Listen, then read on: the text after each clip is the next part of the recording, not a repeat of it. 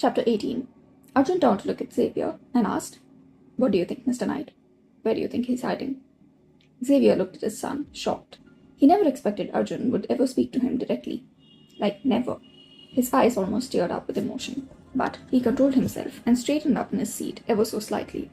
He cleared his throat before saying, "I think he would be close to India. He wouldn't dare come close to Russia or anywhere in Europe for that matter, because he knows that we're all looking for him." "But where do you think he would be, Mr. Knight?" Varun asked. "My bet is on Japan, the only country where there is world-class medical facilities. And also, the Yakuza would be falling all over themselves to serve him," Xavier said, looking at Varun. "But the Yakuza is no longer active in Japan," Gautam said. On hearing this, an old man sitting at the end of the table laughed menacingly and said, "It is impossible to root out evil from any society, Gautam. The fact that good takes more time to triumph over evil than the other way around should tell you how resilient evil is. And if what Mr. Xavier has said is true, then it is going to be difficult to smoke him out.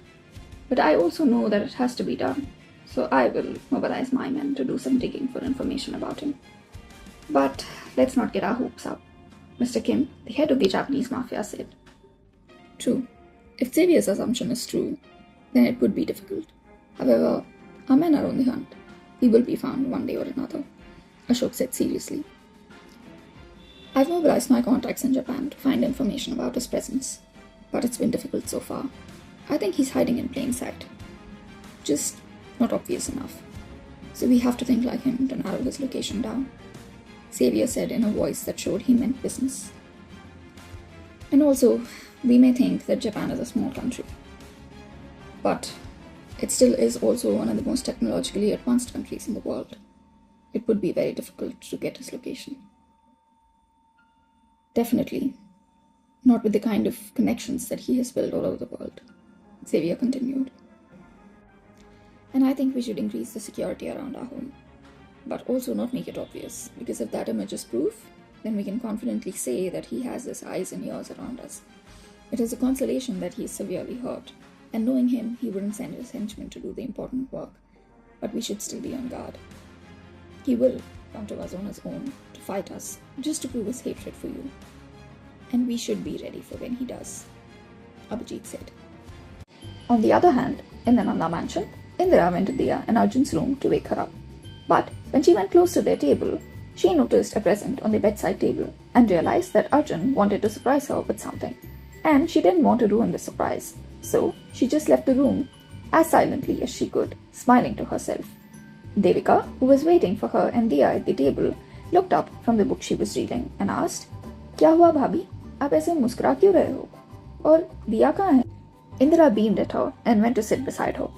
She turned to her and said, "दिया सो रही है और मैंने उनके bedside table पे ना एक छोटा सा गिफ्ट देखा था जो शायद अर्जुन ने रखा है वहाँ पे, और मैं उसका सरप्राइज खराब नहीं करना चाहती थी, इसीलिए उसे बिना उठाए ही आ गई."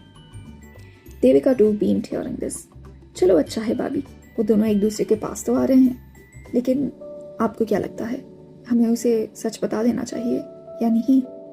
She asked cautiously. Indira sighed and said, "मुझे पूरे सच के बारे में तो पता नहीं देविका, लेकिन इन दोनों के रिश्ते की सच्चाई तो उसे बताना ही होगा। मैं अर्जुन से बात करती हूँ। आज नहीं तो कल ये लोग अपने रिश्ते को आगे बढ़ाएंगे और तब तक इंतजार करना गलत होगा." "हाँ भाभी, मुझे भी यही सही लग रहा है," देविका सेड नॉडिंग। "फिर भी मुझे इस बात की खुशी है कि हम सब अर्जुन के साथ हैं और उसे इन सारे प्रॉब्लम से अकेले जूझने की ज़रूरत नहीं है। भगवान करे कि ये बला जल्दी टल जाए और हमारे सारे बच्चे सही सलामत रहे और खुश रहे," she continued. Diya woke up a few hours later to a dark room. She rubbed her eyes sleepily and turned to switch on the light on her bedside table when she noticed a present. She hurriedly switched on the light and picked up the box and found 2 notes pasted one on top of the other. She took the first one, which she saw was from her mother-in-law, and smiled reading it. The note read, "लाडो, वैसे तो मैं तुम्हें dinner के लिए उठाने आई थी, लेकिन देखा कि तुम्हारे लिए एक सरप्राइज रखा हुआ है और मैं इस सरप्राइज को बिगाड़ना नहीं चाहती थी, इसीलिए मैं चुपचाप चली गई। और तुम्हारे लिए खाना डाइनिंग टेबल पर रखा हुआ है। उठने के बाद खाना ओवन में गर्म करके मेरे कमरे में आ जाना। मैं और देविका वहीं पर रहेंगे। अकेले खाना मत खाना, हम तुम्हें कंपनी देंगे." With a cute smiley and a heart. She smiled and continued to pick up the next note, which read, "Hey love, by the time you wake up to see your present, I won't be home. I will be back tomorrow, but I want you to have this before then. This has a phone and a card. Phone, so that I don't have to go an entire day without talking to you. And a card, so that you don't have to depend on me or the rest of the family for money. I know you can work and earn your own money, and I know that you want to, but I would still take great pride in knowing that my beautiful and lovely wife is comfortable enough and feels safe enough to use my money, the money I earn for the both of us. And no, I'm not going to take the card back. I have already saved the numbers of all the family members, and I hope to receive a message from your phone once you've opened it. Love, Arjun." Her face broke into a wide grin, and she clutched the note to her chest. She closed her eyes, reveling in the feelings of love, acceptance, and appreciation. She calmed her racing heart and the butterflies flying in her stomach.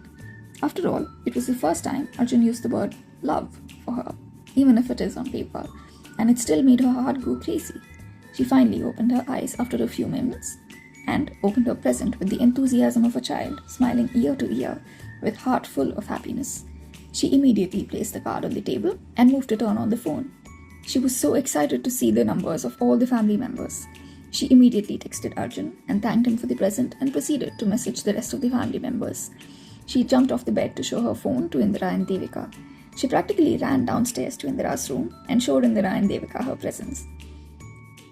Her happiness was radiating off of her, and this made Indira and Devika almost cry. Devika hugged her, kissing her forehead, while Indira patted her cheek lovingly. Later, the three women went downstairs for Diya to eat, while the other two gave her company.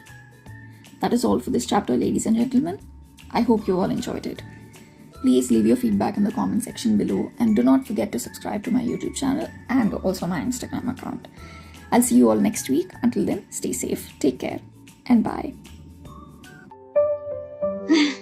Thank you so much for listening.